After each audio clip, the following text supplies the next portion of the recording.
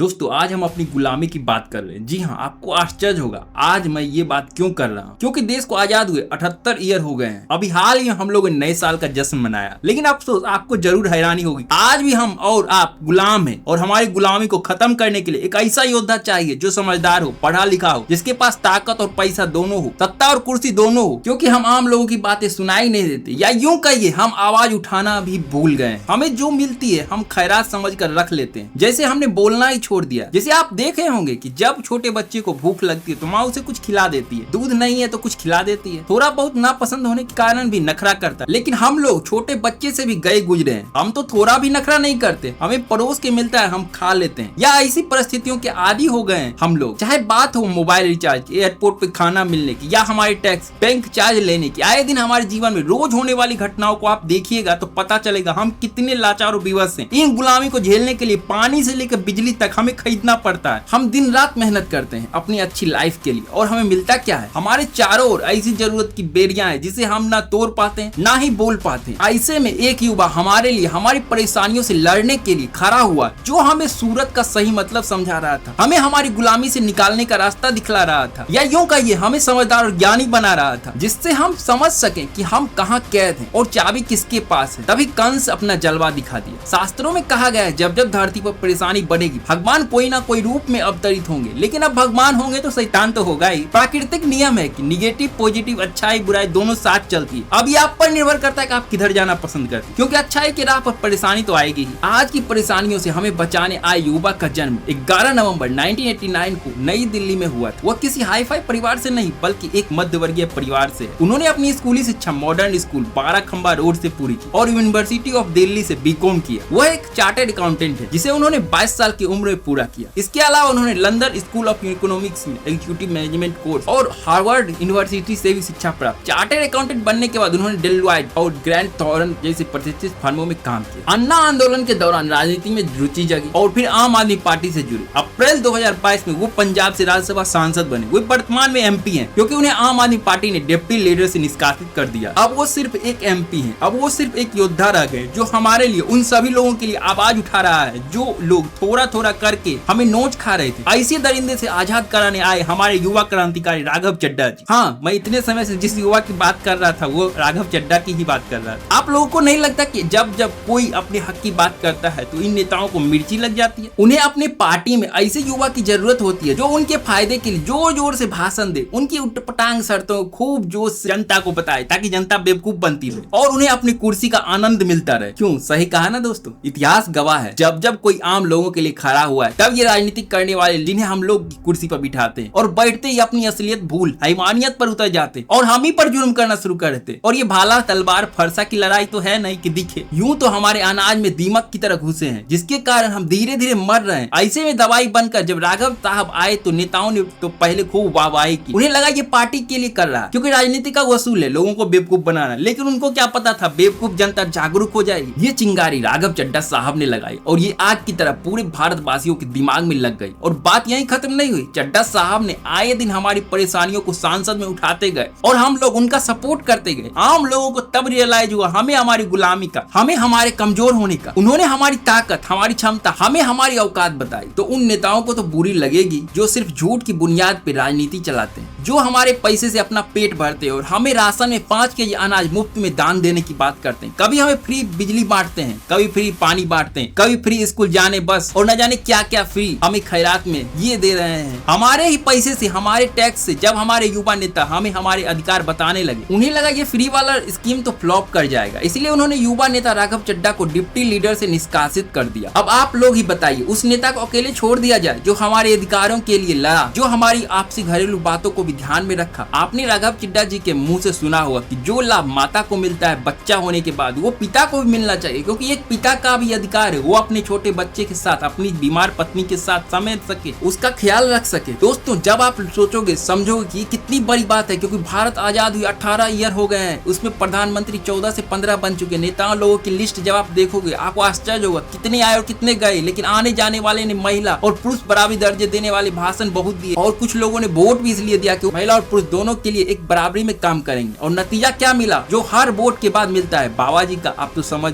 चुके होंगे मैं क्या बोलना चाहता हूँ। ऐसे कलयुग में वो राम बन के आए जो हमारी मन की बातों को, जो हमारे अधिकार, उसके लिए उन्होंने आवाज उठाई। और मैं बताना चाहूंगा आपको कि उन्होंने सिर्फ आवाज ही नहीं उठाई, उसे पूरा भी करके दिखाया। इसलिए वो झूठे वादे करने वालों के लिए किरकिरी बन गए और उन्हें दूध में पड़ी मक्खी की तरह निकाल दिया गया। तो उन्हें पता ही नहीं कि हम आम लोगों की आवाज में कितना दम है। हम चड्डा साहब को हारने नहीं देंगे। जिन लोगों को लग रहा हो कि सत्ता और पैसों में इतना पावर है कि आम लोगों को दबा सके, तो दोस्तों जब आवाज एक हो तो कोई भी दबा सकता है। लेकिन अगर आवाज 150 करोड़ लोगों की हो तो आप भरोसा मानिए उसे कोई भी ताकत दबा नहीं सकती। मतलब कोई भी नहीं। एग्जाम्पल में आप नेपाल को ही ले लीजिए। बात कोई भी हो, चाहे पूरा देश जलाने की बात हो या कुछ, लेकिन उनसे हमें एक बात तो सीख सकते हैं, एकजुट होकर अपनी आवाज बुलंद करना। एक अच्छी राजनीति उसे ही कहते जो पार्टी की हो, लेकिन जब बात भारत की हो, भारत में रह रहे आम जनता की हो, तब सभी लोगों को एकजुट कर मिलकर आवाज उठाना चाहिए। अटल बिहारी वाजपेयी, इन्हें विकास पुरुष के रूप में जाना जाता है। उन्होंने प्रधानमंत्री के रूप में स्वर्णिम चतुर्भुज परियोजना से भारत में सड़कों का जाल बिछाया और परमाणु शक्ति के रूप में भारत को मजबूती दी। सरदार वल्लभ भाई पटेल, इन्हें लौह पुरुष कहा जाता है। उन्होंने आजादी के बाद 500 से अधिक रियासतों को एक साथ मिलकर अखंड भारत के निर्माण में सबसे महत्वपूर्ण भूमिका निभाई। अपने अधिकार और अपने आसपास होने वाली बुराइयों के खिलाफ आवाज उठाएं, चुप ना रहें, क्योंकि अगर हम और आप चुप रहे तो राघव चड्ढा जैसे सितारे इन्हीं धरती के कचरे में गुम हो जाएंगे। और आपको तो पता ही है हमारी आबादी से कई गुना ज्यादा कचरा है, इसलिए इन्हें राजनीतिक कचरों में ना दबने दें। हम और आप सभी मिलकर संकल्प करें कि हम अपने युवा नेता राघव चड्ढा को अकेले नहीं होने देंगे। बस इतना कहना चाहता हूं कि जो लोग आज मुझ पर आरोप लगा रहे हैं, झूठे